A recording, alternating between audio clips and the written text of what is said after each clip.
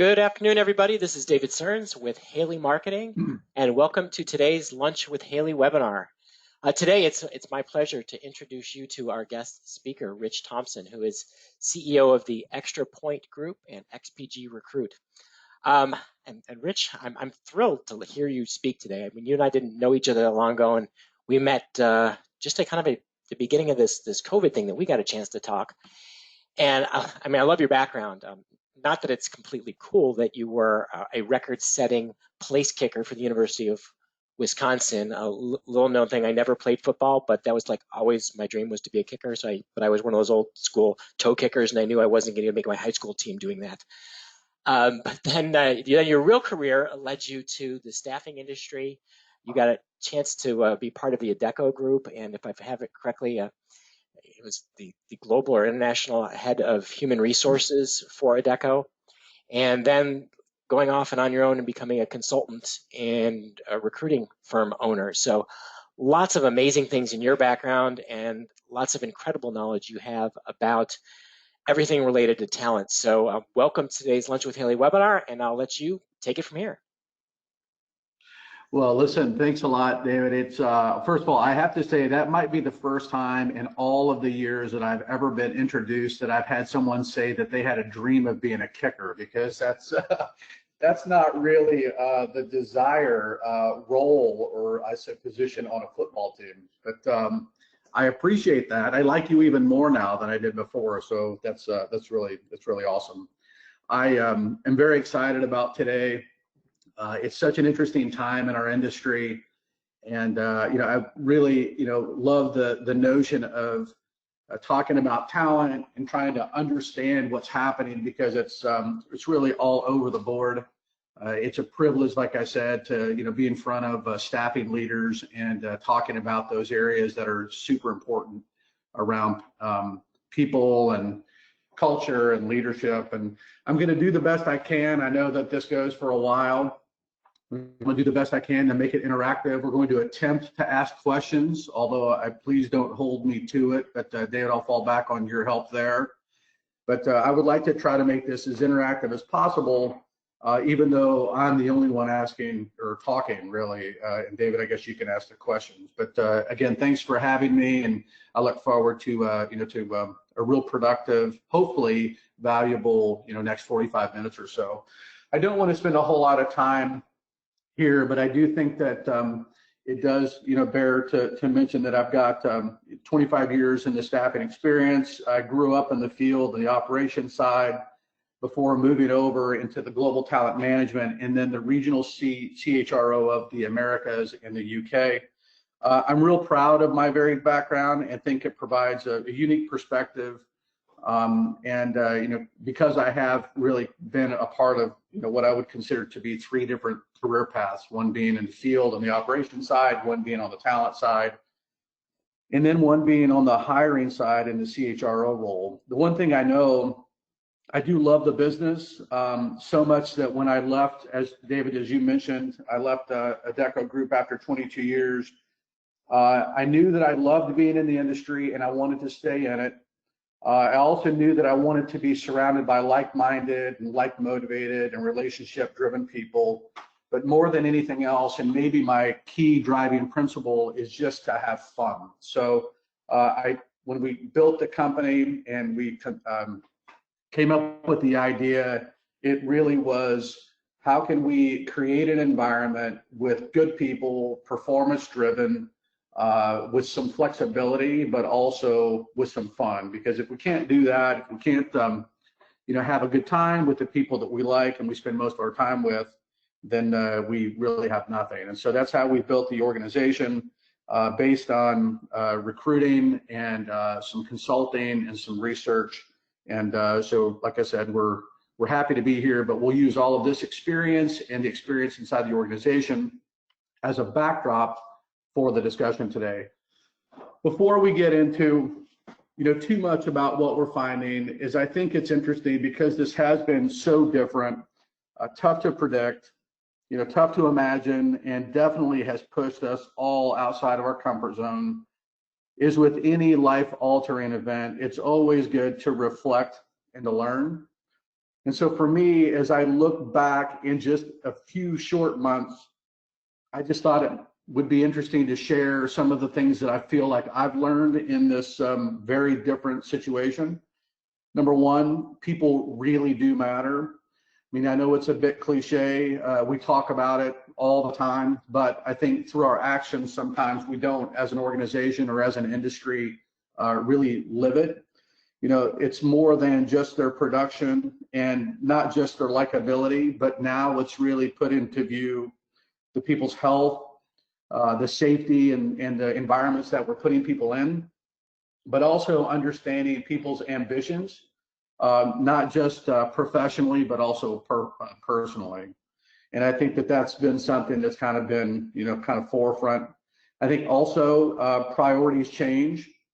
We'll talk about this a little bit later for sure, but this pandemic has caused us to push pause and to prioritize what's important. And for most, it's not the same as it was a few months ago. When I reflect back to, you know, what was driving me, not only personally, but professionally, again, just a little while ago, I know that things are definitely, you know, they have a different filter and a different view. Number three, you know, working virtually is a legitimate option. I think we've learned that as leaders in the industry. We talk about this, and we have talked about this forever. It's been a bullet point, I think, on a lot of presentations for as long as I've been in the industry, and that's been a long time. But now what this pandemic has done, it has proven that it really is a viable option. I think something else that I've learned is that work-life balance does not only mean flexibility. We'll spend more time talking about that a little bit later, but it also, you know, because we talked about work-life balance also as, you know, kind of a bullet point, but we don't really know, I don't really know that we've been that good at it as an industry. Again, it's kind of been in view, but I just don't know that a lot of companies have been good work-life balance organizations. And I think this pandemic has shown that true flexibility isn't where we work, but it's how we work. Number five, and there's only about 25 of these, David, so I think I'll be there for a little while, but I'm just kidding. But number five, not all leaders lead well virtually. If you always do what you always did, you'll always get what you always got, and that applies to leadership. And so no matter where you work or how you work, in this environment of virtual delivery and virtual leadership, leaders have been forced to change, and not all have been able to do that. And lastly, while quarantined, what I've learned is that people are reachable, they're chatty, and they seem to be interested. And it's been great reconnecting with people that that I've worked with for a long time ago. There's nothing like calling people that you worked with 17, 18 years ago and you haven't talked to them since then, but kind of rekindling that relationship. Not only with ex-coworkers, but with friends and family and just people that you haven't connected with. So I think that for me, just as a reflection, it's been an interesting few months, and it's again, we'll talk about it a little bit more, but it's been a few months that I think has changed us, probably forever. So my first attempt at being interactive is I'm going to ask you guys a question. And you can just answer in your chat screen. And David, if you can kind of help me out, that would be great. But just kind of playing off of what I just spent my time is, what is the main thing in this pandemic that has taught you about your business or your leadership? So as you've had an opportunity, during this lunch hour to kind of pull back and reflect and maybe think about what you've learned, what are the things that you feel like you've learned about your business or about even your leadership throughout the last few months in the pandemic? So if you can just type your answers, we won't record them and we won't publish the answers, but it would be nice to have maybe a little bit of a discussion about that. The reason I'm asking is that because everybody I talk to has at least one major thing that they learned. And most of them, it's a series of changes, right? And it's changing the way that we do the business. And we'll talk more about that, in more specifics later. But for many, it's changing what they want out of their careers. And I think that that's what's been interesting is, like I said before, people are more introspective and they're trying to look at, what they're doing and how they've been doing it. And I think the impact is changing, how people lead, but also how they're managed and how they work.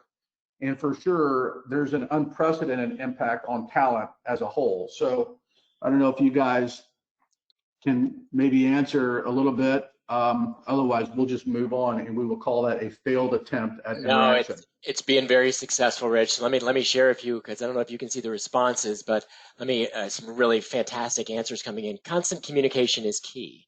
Thanks, Mike. I couldn't agree more. Leadership is afraid of remote work and control issues. Yep, Jamie, I guilty as charged. The benefits and challenges of having the whole staff working remotely. A couple of people have said some variation of how dangerous it is to have all of your eggs in one or too few baskets. Um, Happy that leadership has invested the time, especially regarding social selling and social media. Uh, Relations have been developed over years, and if done pure and genuinely, the ability to connect, grow, and support has been natural now that everyone's available. More flexibility and resiliency. The team is more important than individual contributions. The need for Yeah. positive motivation. Yep, Catherine, I think that as we're all working much more alone than ever, I think that's a challenge. Uh, oh, now they're scrolling right past me. Let's see. I've learned that you have to have talked about something other than COVID economy to maintain relationships. Love that response. The Right. importance of servant leadership.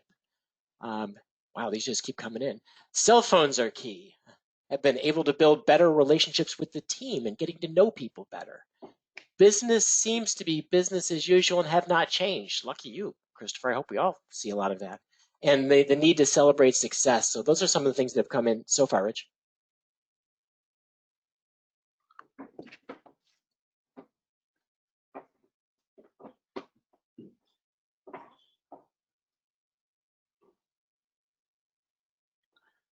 David, are you there? I'm there. Those are all the ones that have come in so far. No, that's great. I mean, and listen, I mean, here's the good news is we're wrapped in this entire, the entire topic. And it's just, you can see that there's obviously not one scenario and there's not just one way, but it's impacting us a lot of different ways. I'm hoping that we'll touch on a lot of this going forward, throughout the next, 45 minutes or so. The agenda today, look, I want to share some research, right? Discuss many of this, what we're finding from the staffing leaders and what they are saying. Hopefully provide some tips and tricks that will be helpful for you guys to maximize, how to take advantage of this unique situation and very exciting opportunity. We'll talk about not just the current state, but the recovery and then the change in the mindsets,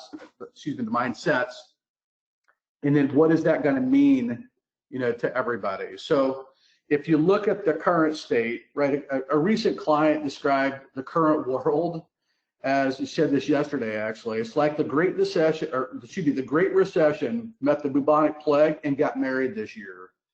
And it really is, I think it's clearly an unprecedented time, as I said before, definitely unexpected. And what it does is it creates a lot of uncertainty. And here's what we know is that while there are good news that things seem to be improving, the reality is that the unemployment rate is still high. Nationally, the optimism seems to be emerging for companies with hiring beginning to reopen and to return, and the unemployment rate seeming to start falling a little bit. Jobs are being created, consumer confidence is on the rise. I mean, the jobs report that we saw here pretty recently, there were 4.8 million jobs created. The unemployment rate dipped to 11.1%. Consumer confidence was higher than expected in June. And then the stay-at-home orders, were loosened and the quarantine restrictions seem to be eased. So, there's good news in there, but at the same time, you know what? There are no sure bets, right? The cases are on the rise. The COVID cases are on the rise. Some states seem to be retightening the restrictions. The impact on the election continues to be, create some uncertainty, and obviously the social unrest has people on edge. Many people, who were furloughed, and research is now showing that many companies, may not even be bringing these people back. And what we're finding is that there are some companies, some employees or some people that don't even want to go back. And so there have been many companies that, have, tried to pivot and use strategies of sabbaticals, unpaid vacations, forced time off. I mean, everybody has just been kind of scrapping around trying to cobble together what might be a strategy. And overall, the staffing colleague, I feel like, is, again, from what we're seeing and what we're hearing, feels a bit betrayed. Now, with that said, there's also another side to the coin. While colleagues may not be happy or they may be losing confidence, there's also an opportunity. I think that this is interesting. It doesn't get a whole lot of play, but it does kind of pack into the story that, again, feeds back to this, what I think to be a pretty interesting opportunity. So while there's a lot of uncertainty, there's also a group of people that have a lot of money. So this might be, there's an unprecedented savings right now, a record $2 trillion, as we all know, surge in cash has hit the deposit accounts of the banks since the coronavirus first struck in January. In April alone, bank deposits grew by $865 billion, more than the previous record for an entire year. So that means that a lot of people are sitting on a lot of money. And on top of that, you've got 90% of the population is employed and have canceled vacations. They're not going out to dinner. They're limiting their entertainment, and they are poised to spend. So again, I think another interesting set of statistics, not just in the unemployment rate and the consumer confidence, but there's a lot of pent up anxiety and people are ready to go. With that said, excuse me, is I think that we have to ask ourselves, so what does all that mean? Well, companies need to rehire, right? So our staffing, brethren and, all of the people in this industry, we've got to get going again. Getting people to work is still a challenge. Hiring continues to rise in a variety of skills, but not just the essential ones, right? So in the report recently, there were more than 7 million open jobs across the country, which is up 4.5% over the jobs available in May. And which continued, with the continued demand on the essential roles like drivers and nurses and grocery workers. I mean, there's a lot of opportunity there and there's a need. Some of the hardest hit industries like the hospitality sector and restaurants, they showed big job gains and improvement in June with almost 740,000 jobs. And we're also learning that location doesn't matter, right? Employees are staying committed to hiring more people to work remotely. It creates an opportunity for those people outside, the cities, and for families, trying to balance the home and their, and their kind of their caring responsibilities or their dependencies. So more than 16% of the jobs posted in the U.S. today specify no location, which is super interesting, not only internally as a staffing industry, but also externally, which was up just 1 in 10 in January. So there's a growing trend and like I said, and a great opportunity. So with the combination of people needing to go back to work, companies beginning to hire, everybody's got this pent up energy. We're embarking on this reopening that I think is going to look like no other. And so with that said, I think that we are staring an incredible opportunity in the face. So before we talk about the opportunity, we also need to understand the players, right? The employees and the employer, and the employers, and what are they thinking? Because there appears, and we've kind of started to use this a lot, which is this new norm, but there really does appear to be a new norm, and I want to talk about for a few minutes about the employee and the employer mindset, because it's a dramatic shift from the past, and we need to consider the impact that this has on talent, because obviously this is super important to how we're running our business. Each Tuesday, we do a Tuesday tally, So we pushed this out via social networks. It's a quick 30-second, if even that long, survey to gauge people's thoughts on relevant topics. We've gathered some great insight over the last few months into what people are thinking, both the employers and the employees, and it affirms or reaffirms what we've been hearing and what we've been reading. So if you look at this particular one, you'll find out, kind of what I'm talking about, right? Employees are keeping their options open. We've heard of other studies. I had one company I was talking to tell me that they did their own study, and they found that the furloughed employee with single-digit results just don't have any interest in going back to the company that they were furloughed by. So we decided, you know what, we'll launch our own survey in that space. We found the same thing. Not single digits, but definitely really, really low. And that doesn't super, surprise me, right? Because these are people that have been, furloughed. They've not really necessarily been taken care of. They've been, they've not been necessarily terminated. But the one that does surprise me is the 35% of the people said that they are likely to not, or they're likely to stay with their employee, which means there's a huge opportunity that people are going to be looking. Now think about that for a minute, right? So we're in this unprecedented time.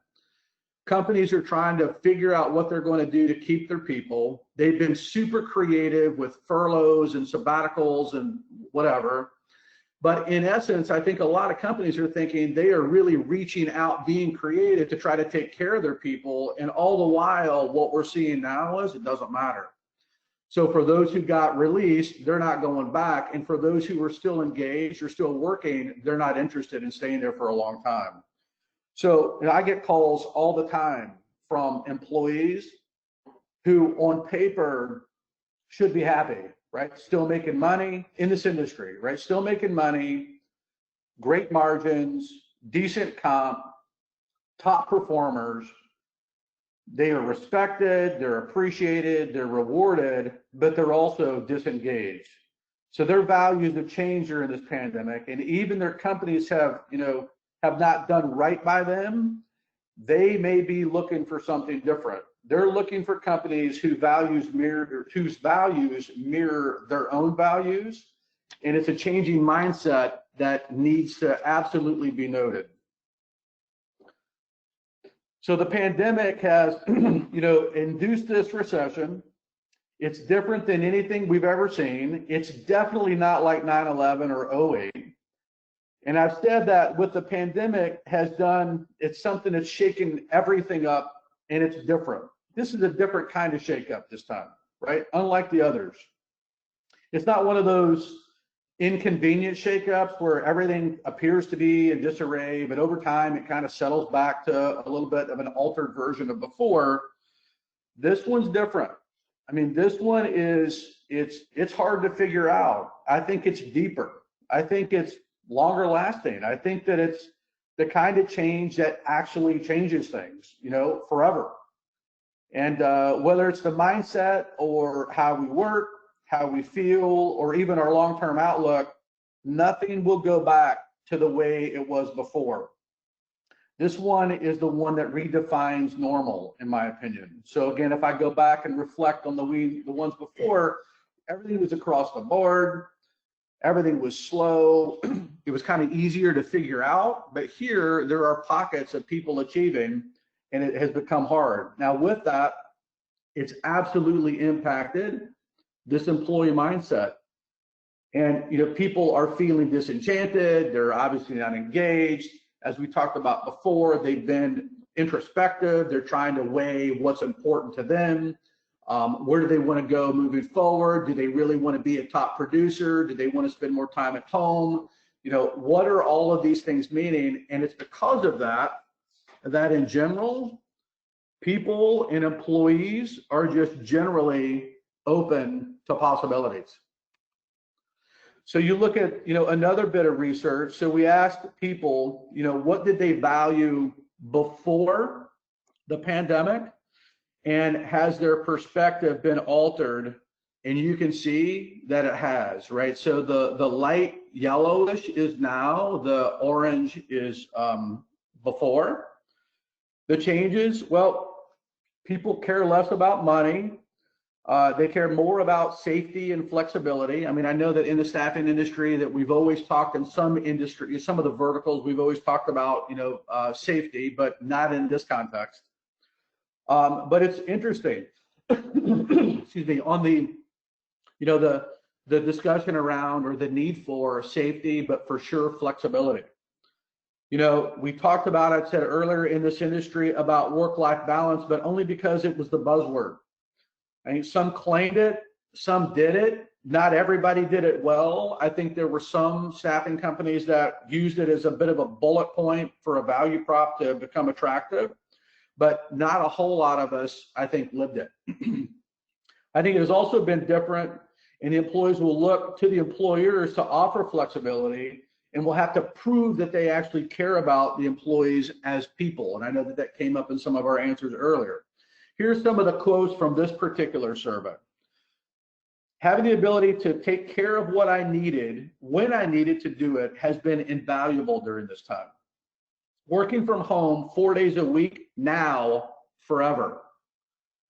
I used to work remotely 3 days a week, commute an hour and a half each way to just sit in meetings each day, huge waste of time. I am so much happier, healthier working remotely full time. Another, the recent pandemic and racial unrest has brought to light gaps in leadership in communicating and navigating challenging times.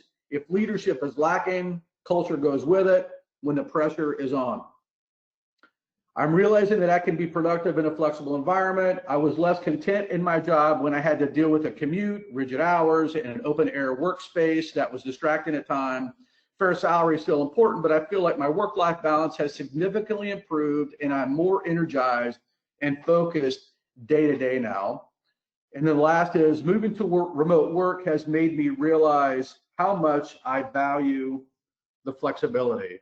So again, in the research, but also in the discussions with candidates and just in talking to staffing leaders, we realized that the employee is just, because I think probably we are as individuals, we're just looking at things differently. And as I said before, I don't think that this is just going to be a blip. I think this is going to be deep. This is going to change things forever. And we just need to be aware of that. Now, with that said, there's also a new norm, that is not just, the employee, but it's the employer mindset. Things are definitely different for us too. So clearly we've been forced to work, virtual work plans. Companies have to deal with it. They've been, there's caused a necessary need to be flexible. And flexibility is really the thing now. People don't just want it, but they need it. I mean, especially when you look at the discussions around schools and you look at, these people who work for us inside of the industry that have dependents, whether they're young or old, we have got to, as an industry, offer them the opportunity, to be successful. So companies are looking at their team, those who are furloughed, questioning if the people that they've got are the people of the future. Right, so huge opportunity. We see that a lot. It's just companies now are asking, if we're going to turn the chapter into something new when this recovery comes, do I have the people that I need in order for us to be able to be successful? Companies are also rewriting expectations, right? So, KPIs are now being challenged. I know that there are companies that are spending most of their time focusing on the value of the activity and not just the activity, because it's a slower market. I know that's a mistake that I have made in the past. Going through recessions where we were young leaders, we didn't really know what we were doing, and all we were focusing on were just skill marketing calls and just hitting activities. And so what we did was we flushed out really good people. And so I think people are smarter now. They've been through it a little bit, maybe back in 2008, and they're realizing that it's important that we rewrite the expectation and make sure that we're able to kind of have an expectation for people in an area of, of their particular job or their performance that they can hit. And when you wrap it, the market with the slowdown, the companies are they're having to try to figure out what is the best way to go forward. No longer, is obviously no longer is the market super hot where everybody is successful, right? So now you've just got to, like I said, you've got to align with your people, and you have to make sure that everybody is, kind of on the same page. The other phenomenon from a mindset on the company side is this push and kind of this awareness around workplace wellness, right? So safety is, like we talked about before, has always been important, but mental health has come forward as something super important, as well as workplace cleanliness. I mean, I've talked to people that have been responsible in big staffing companies around how to keep the workplace clean, how to keep it safe. I mean, it's a thing. It's a thing. It's hard to figure out, especially in our distributed, way of working. But it's definitely a priority, and it's super hard. So with that, because of all these factors, I think we're headed for a crazy time. I think the the ramping up of the economy, companies beginning to hire, the changing mindset of the employees, also the changing mindset of the employers, the willingness of employees to change jobs and of the employers to reevaluate their talent and hire back someone different than they had before. I think we're headed for the perfect hiring storm.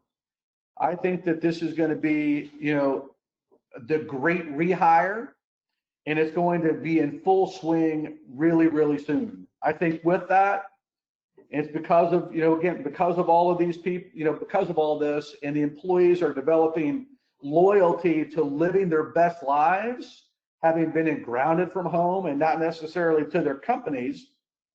They're going to look for companies that can offer them the closest fit to what they have redefined as providing value in their lives. And that will go wherever and whenever it takes them. And so because that, I think we're looking at what I'm calling the greatest free agent market that we have ever seen. So with that, David, I'm going to come back to you with a question for the group.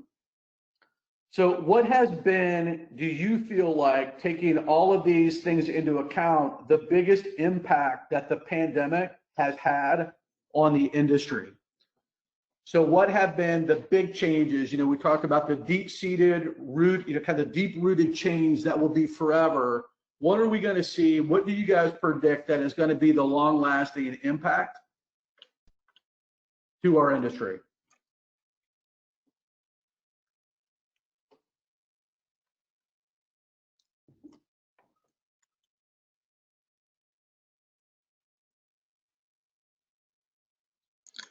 All right, our first response coming in is from someone who's in the hospitality industry, and just the fact that some, and I would guess many of the restaurants that have closed are not going to come back, and that's going to result in a significant change in that industry that's going to be long term. Absolutely. The next one was my business is construction that was not impacted, but might see more employees when this ends if positions arise. Yep.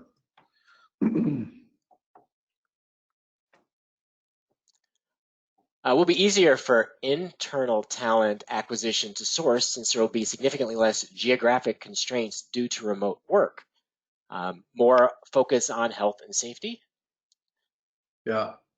I think that one point is really interesting, David, because you're right. I mean, like I talked about it before, is that we're not seeing geo being a determining factor anymore, and internally.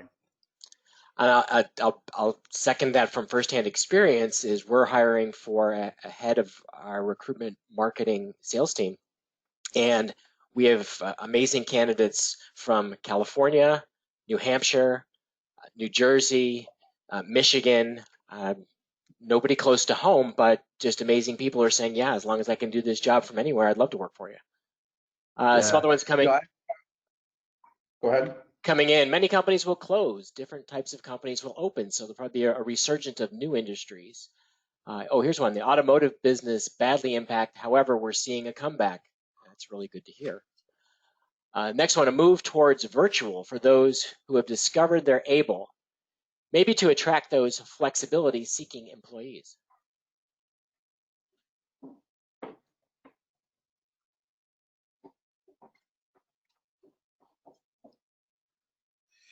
All right, so we'll move forward. So I guess the question then becomes, so what, right? So what is the definite impact on our industry? So there are a few, but definitely not all companies have been recession proofing. I mean, I talked to a client yesterday, 2 days ago maybe, and they've spent the last 2 years recession proofing their particular business by focusing on non-cyclical business. And they thought that they had figured it out, right? They thought that they were kind of like, all right, we're recession proof. We're going to be good to go for a long time.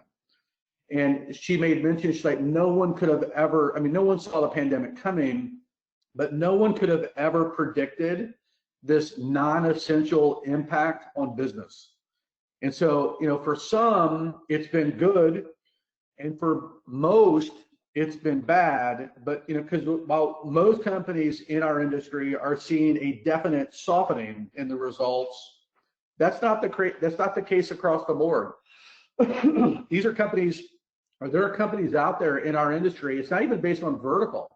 It's not based on geo, but it's just based on whether it's intelligence or luck or skill or all. But companies that have inside of their book of business these essential clients, they seem to be doing well. Now, not so well that they are, killing it, but there are some, and I'll say most that are in that, kind of have that book of business that have essential clients, they're doing okay. Talked to someone last week that they are actually ahead of pre-COVID targets, but only because their book of business landed an essential business, and you know what, it's carried them through. So, there are some that are doing okay with this, some that are not.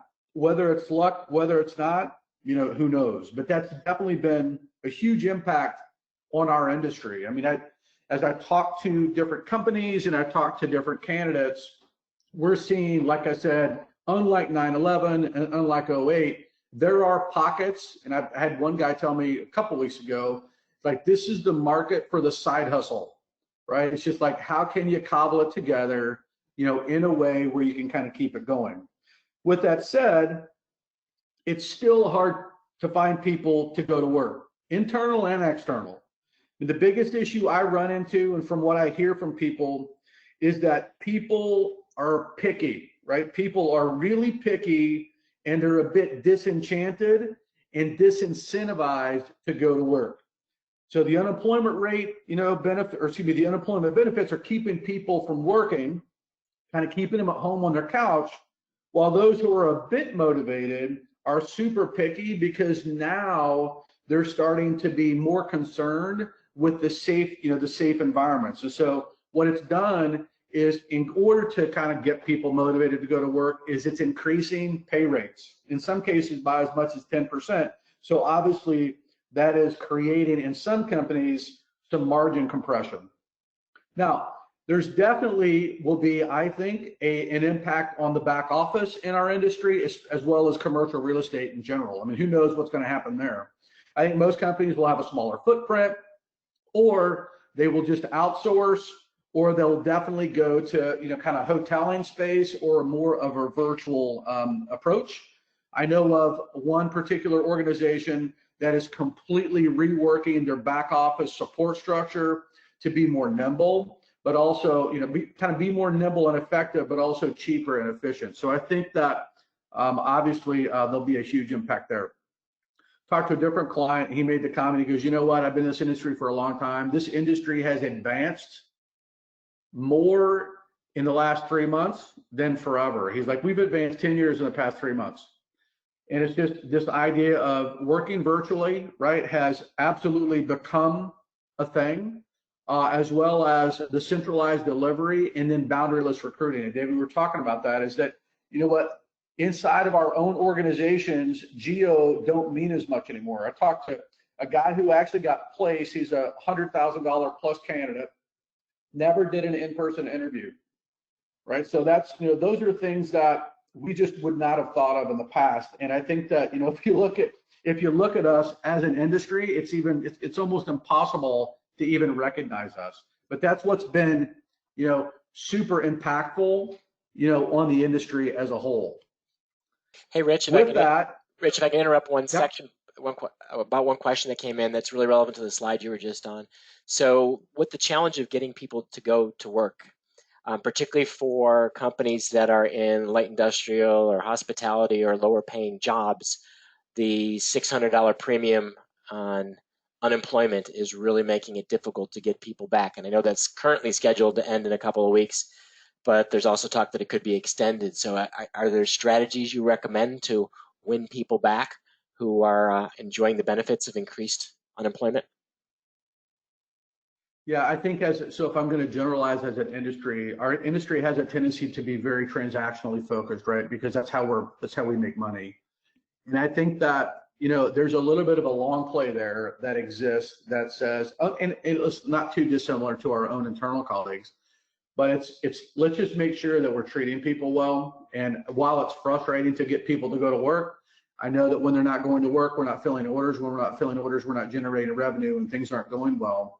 But at the same time, this is an across the board situation that everybody is dealing with. I don't know that there's one particular answer other than my advice would be to get a little bit kind of a longer term view, making sure that those really good candidates that you're going to need in the future, that you're treating them well and kind of getting them in queue and aligned, to create a bit of a emotional loyalty to you, so that when the benefit goes away or they need to go to work, they're going to pick you over somebody else.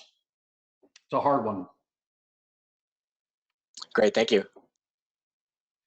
So, as I talked about before, if you always do what you always did, you'll always get what you always got. That absolutely lands with leadership, right? So I think that what has been interesting and what I've seen is that leadership has never been more important, especially in our industry, because we are so distributed in how we work in our branch environment in most cases. Virtual's fun, right? We get to meet our colleagues' pets, we get to see them in casual clothes, we get to do virtual happy hours, we know them much more now informally than we ever did. But don't kid yourself thinking that virtual leadership is for everybody, because it's not. So, while we know that our colleagues' rabbit's name is Fluffy, it doesn't mean that you're driving engagement through that. And so I've seen examples where leaders are just the same that they've always been with no adjustments. And remember that a micromanager can still micromanage, whether it's on the phone or on a Zoom call or in person. So employees need, as we talked about earlier, they need trust and they need flexibility. So don't keep the same kind of, same non-trustworthy approach in a virtual setting. Overall, working virtually has had a massive impact on leadership and their ability to trust people. And that's hard, right? It's hard because it takes confidence, but it also takes, again, a longer term view in how to get people to be successful and do what they need to do. So these companies keep trying their old methods, but in a virtual environment, and it doesn't work. The whole idea of a daily, what I used to call a daily directional meeting or a daily accountability meeting on Zoom info every single day at 9 o'clock in the morning, where you're crushing people with KPIs, that's not flexibility. Don't confuse, working virtual for being flexible, and for sure, don't confuse virtual work working virtually for a work-life balance. So in the end, it comes down to making sure that there's a connectedness and that there's a relationship that's built on trust. That has been a huge impact on our industry. But in the end, guys, as I think we all know, is it just comes down to talent. So we've established that times are different. There are different mindsets. Things are slowed because of the pandemic-induced recession. Our industry has been impacted, but it just comes down to, he who has the best talent wins. And not only that, but it's he who acts first before others finds the best talent. So here's another Tuesday tally. You can see that it appears that the hiring is coming pretty soon. Now, who knows, because of just the uncertainty of a lot of things. But as we talked about before, with everything kind of building and getting ready, it just feels like not only are people going to be hiring soon, but they're going to be adding. And it's how quickly can we as companies inside of this industry, get ready for it. because there's a talent window that's coming. So I grew up with the comment or the quote is adversity builds character. I actually disagree. I think adversity exposes character. And I think, excuse me, that's what our staff and our employees are seeing. I believe that there's a window that exists now. It's about 4 months wide, and it's between now and when the market officially opens, because at that time, that's when chaos is going to absolutely ensue, and it's going to be too late. Because it's at that time when the market opens with the unemployment rate being high. We've all been through this. Everybody's going to get flooded, primarily with people that are not qualified or that may not be a good fit. You know, people who are not the builders of the business, but people who have experienced success due to a super hot market that we came out of. The flood of candidates causes, you know, mistakes, you know, mishires, inefficient hiring processes. It's almost impossible to approach and find, you know, a market like this and find the best candidate without wasting so much time in building people who have, you know, a reputation or you know, the past of building a book of business, or people who are successful and proven at building teams of professionals in our industry. So now's the time. You got to look at your team. You got to figure out, is this the group that you want to get into the next chapter with? This is causing companies to top grade. I mean, we have you know, a lot of confidential searches right now where the traditional open position doesn't exist, but people are wanting to look at the really top talented, passive people or talent in the market. So at the same time, you know, the employees are wondering what they want to do, right? In the truest sense, they're super passive, but they're very open-minded because they've seen and they are not impressed with what they've been living through from a company perspective. They don't feel connected. They're not engaged. The roots aren't deep enough to keep them from leaving, but trust me, I promise you, they're looking. So with the employees disengaged and the employers looking to top grade and figure out what they want to do, we're headed definitely for an interesting time. So how are we going to respond? You know, overall, I think the best leaders in the best companies in this industry have learned to build a foundation and strength of foundation through trust, transparency, and that in lies the opportunity. We've seen the employees require it. The employers will have to respond to it. Now you will need to be honest with yourself as staffing leaders and ask, you know, do you have the talent?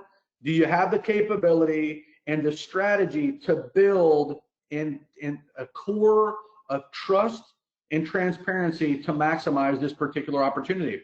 I've got clients that are looking at development plans for both induction and onboarding, but also leadership development programs that lead to solid succession plans and talent pipelining.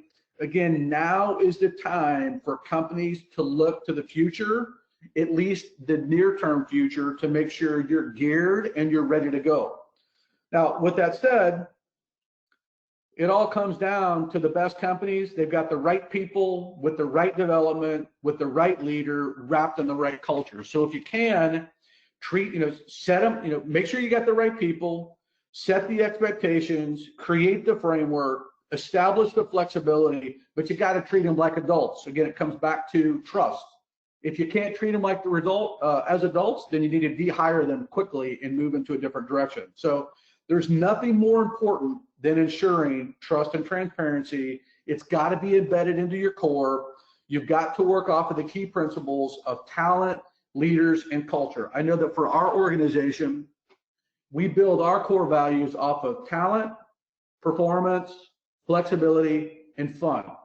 We don't track PTO. We have casual environment, but at the same time, we have great people. If they do what they're supposed to do, then we have no issue. Now, I know that's a little bit cliche, but I'm telling you, the data is reinforcing. Our clients are saying it, but we're also talking to candidates all the time that want to live by it. So all roads lead to this. And how do we win? I had a football coach at the University of Wisconsin, legendary Hall of Famer Barry Alvarez, and he always built actions and priorities off of winning, but as an acronym for what's important now. So I have to go this route. Sorry. But we've established that the key to success, talent, it's leadership, it's culture. Let's let's kind of dive into these particular areas just so we can come up with some outcomes. So talent becomes the engine, right? We need to maximize the opportunity for this perfect storm. And talent doesn't always mean just external, it comes down to balance of external and its internal. So first, you gotta find the people who are on your team that are the stars, and you have to make sure that they know that they are the stars. And you have to make sure that you're pulling them in. Now, I've spent more time and more money in front of consultants on 9 boxes and competency maps and hiring processes, but I just like to keep it simple. Build everything, evaluate everybody off of past performance, have they actually built business, off of good attitude, and off of the promise. So if they built a good business, and they've proven that they've got good performance, they also have to have good attitude. I don't care personally. If you are not a good fit from an attitude perspective, no matter what your performance is, you don't belong. Now, with that said, I also think that promise is super important. So promise is, the fact that they are adaptable, they're curious, they're learning oriented, and they want to grow.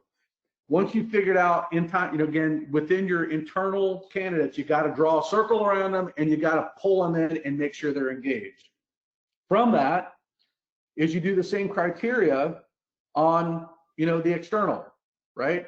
So internal, who are the stars, align with them, set the career path, make sure you've got them, plant the roots, but use the same criteria really for external.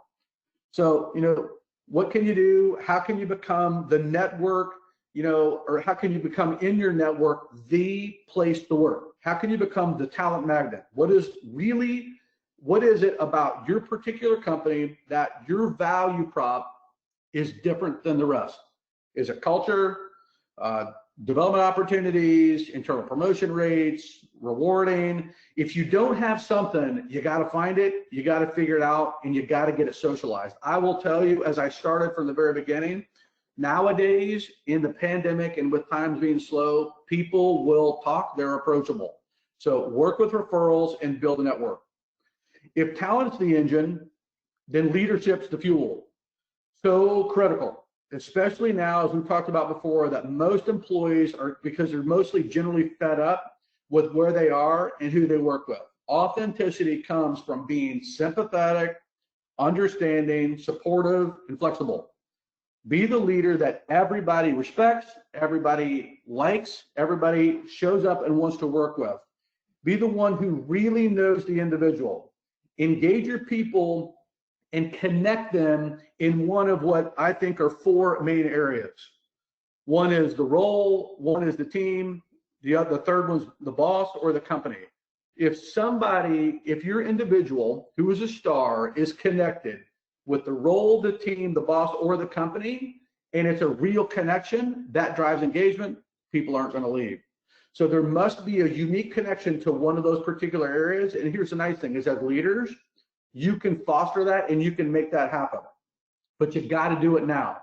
Now, don't mistake, people like to win, so you have to help them and understand how how to achieve and how to support them. But it comes down to making sure that they see you as a valuable component to their success. A little bit of data. Right? I talked to another client about the current times and leadership challenges. He admits that he was more connected to his team now than before, which was interesting because of Zoom, right? So in the past, he traveled all the time, but now, and so he actually is in front of people more than ever before. But the reality is he's like, I actually feel like I know my people less. So it's an interesting point, and the data shows this. It's important to not mistake FaceTime with connection or engagement. While you know your employees, right, differently, you have to know them deeper, right? somewhat personal, definitely professional. They've got to see you as the critical person needed to help them be successful, right? So some data from this one is people being hands-on while not breaching trust is hard. It's easier to lead and interact authentically. People need to keep working together, socializing, and sharing ideas. It's super, super important, especially in times like these. And last, culture, right? Culture is the direction, right? It wraps who we are, what we do, and how we succeed. My favorite quote, your actions speak so loudly, I can't hear a word that you say. That means so much to me because I've talked to so many companies that really think they are being one thing and they're absolutely in their emails, in their reports, in their comp plans are something completely different. You got to make sure that you are reinforcing what you think you want through all parts and what you do. It's culture is personality, guys. It's personality like a friend, right? It's, you know, is your company, does it have the right personality that is going to make people want to join and make people want to, you know, want to stay? Research tells us that the employees need to think of you as flexible, fun, caring, and accountable. And if you can be that, then you can be, you know, you've got a very good chance of wrapping great talent with great leadership in a performance-based culture that recognizes success and rewards results. So, you know, David, there's so much more. You know, we have a blog series. We've got an ebook. I would recommend that if you guys are interested to go to and sign up for our ebook. Our last ebook was How to Defeat the Downturn and Win the Recovery. We're in the process of creating a blog series to the next ebook of The Great Rehire. But you know, it's a very interesting time. There's a lot going on, and there's a lot of good, but there's a lot of really scary things that can be awfully difficult. So, you know, we love being in the staffing industry. We love talking about, you know, doing consulting and doing research, but we also love, you know, finding and sourcing good talent. And it's been a really interesting few months. So that's really, David, all I have. If there's any time at all for any Q&A. We do have a few minutes left for Q&A, Rich. Thanks so much. So everybody, if you've got questions, please feel free to type them in. I've got a few so far, Rich, that we can talk about till we run through our hour. First one is you talked a little bit about the virtual leadership and creating the connectiveness with the team. And I've heard a lot of other people talking about that when you're managing people remotely, rather than trying to micromanage activity, focus on KPIs. But you've said, like, if every team meeting in the morning is about KPIs, you're not doing a lot to build the team. So how do you balance that best management practice if it's not just about KPIs, but it's not also about just activity? What is it about? Yeah, it's hard because I think that, you know, there are a lot of leaders, and again, I was one a long time ago that kind of defaulted to activity, just as a kind of a security blanket, as making sure that people are working. I mean, like I said before, you know, it just comes down to, you know, what we call high value contacts or high value connects, and it's making sure that you know, the connections that we are having are meaningful. It's a little bit of a longer play approach. This isn't about how many interviews or how many job orders or how many, you know, client meetings or whatever, which client meetings are often difficult, but it's really shifting the dialogue to, you know, the value, the depth of the value to the activity that will, you know, obviously then put us in a situation that when the market starts to change, things start to open, we ought to be well placed. Excellent, thank you. I've got a couple of questions, but one person asked if you could go back one slide just to show that URL again. And the next question is, do you think that all this change is going to hurt or help the entry-level workforce? Wow, I mean, that's not a fair question. Are we out of time yet? No. Well, so look, I think it's for sure going to be different, right? I mean, because if flexibility has, you know, seems to be the out front kind of go forward, I think that, you know, those who are, you know, that are entering the workforce are going to be the same. I don't know if the question has to do with internal or external, but I think that, you know, internally, I see a lot more flexibility, and I see a lot more people that are more willing to flex on requirements, on hiring requirements, or experience than before. But I think I think for sure. I don't know that it's going to make it harder. I just think it's going to be different. All right, thank you. And one final question here, since we're just at the 3 o'clock Eastern time, but people are ready to go. You mentioned that at the beginning.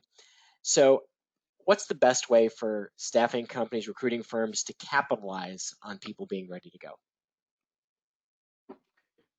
It's just networking, David. I think so. In my opinion, it's the hardest part. And again, coming from 25 years, two companies, one company, 22 years. The mistake that I feel like that I've made is I've been too enthralled into my role to really network. And I think that one of the advantages of the industry being so hard and the retention rates typically being a little bit lower is that people, if you can create a good network, they go to places and they kind of build your network for you. Finding good people is going to come down to just having a solid network that you have to intentionally dive into from time to time, and not just let the, as I always say, don't let the busyness of the business take you out of business, right? So don't get so wrapped into the day that you're not able to foster a solid network of quality and valuable people. Fantastic. Thank you so much, Rich. This has been terrific. I want to thank everybody for joining us for today's Lunch with Haley webinar. Just to kind of wrap things up, a couple of things Rich is bringing up right now. For those of you who have not already checked out the webpage that we put together, it's got access to several of our key webinars related to recovery from COVID. It's got some amazing articles and a bunch of other resources on there. It's haleymarketing.com/COVID-recovery. And lastly, Rich, if you'll advance one more, I believe there's one more. Yeah, up next, we've got a couple of additional presentations. So hope you'll join us coming up on Thursday, July 23rd. We did a survey with about 200 staffing and recruiting firms, and we'd love to have you be part of our sharing the results of that survey. So we learned how the industry's been impacted, and more importantly, what everybody's planning to do moving forward from a sales, recruiting, and marketing perspective. And last but not least, we've got a product demo coming up on Wednesday, the 29th of July, all about our branded content solutions and our promotion that we'll be launching in a couple of weeks around branded content services. From all of us at Haley Marketing Group, thank you so much for being part of today's Lunch with Haley presentation. And Rich, thank you again for all the terrific information. Thank you.